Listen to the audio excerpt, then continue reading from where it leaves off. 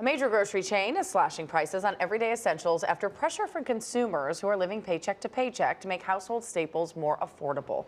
Consumer investigator Christine Lazar is here with more information on what you can save on, which we all need to, especially this time of year. We do, and we see more and more retailers rolling back prices. The reason being, places like Walmart and Dollar General, they're scooping up all the customers, including those who are higher earners. So everybody else is kind of like, all right, what are we going to do to bring our earnings up? And it seems to be the key is to offer discounts. So Kroger is the parent company of Ralph's and Food for Less. It's announced that it will be lowering prices on 3,500 items, including produce, meat, and everyday pantry items. I'm joined now by Don Thilmany, Colorado State University economist. Don, thanks so much for joining us this morning. Nice to be here. So to start with, why is Kroger doing this? They just lowered their sales forecast, so is this like a new way to pull in shoppers?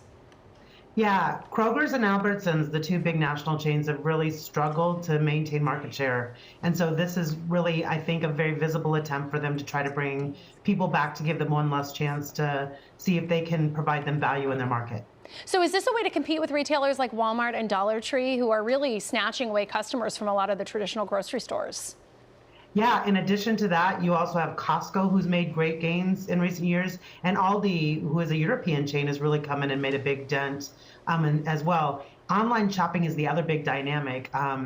Amazon is really winning that game alongside Walmart. So there are so many pressures on food retailers right now, and this is, again, I think their attempt to try to fight back.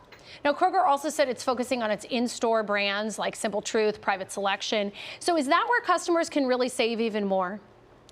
It is. Private brands have been around for decades now, but we really see stores leaning hard into them. With Target, that's Kirkland, and with this chain, it's Kroger. And so I think they know they can provide slightly better prices if they take off those brand names. So I think you're going to see a lot of those 3,500 discounts be on Kroger brands.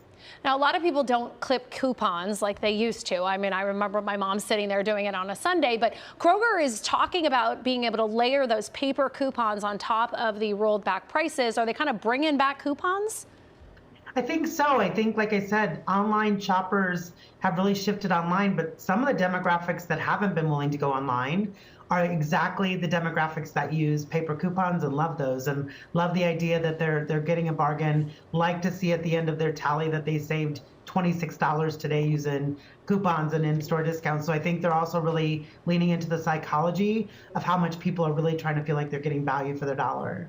So as an economist, I want to ask you, kind of looking forward, what you see grocery prices doing in 2026. I think a lot of us don't feel like things are going to roll back, but we don't want to see them continue to inch forward. So what do you see happening?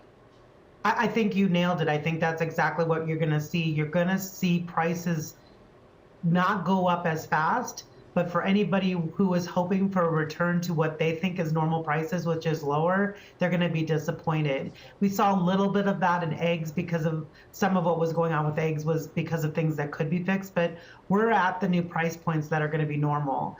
I think what you're going to see is that we're going to see the discounts be in the inside parts of the store, canned goods, non-perishables. Those fresh categories, dairy, meat, fruits and vegetables, we're going to keep seeing a little bit of pressure there, partly because of what you already talked about, but also even what's going on with some of the weight loss drugs and the increased demand that people on those diets are looking at. All of us economists see that the price pressure is going to continue to be there, particularly for proteins and then fruits and vegetables, because those folks are shifting their diets. There's evidence of it now. So just a lot of different dynamics really affecting what we're seeing, but we will see prices go up at a slower pace at least, but it's disappointing news that we're never going to see them back down to what some people feel was normal 5 years ago. Yeah. All right, Don, thanks so much for your insight. I appreciate you joining us this morning. Thank you. Jamie, back to you. Christine.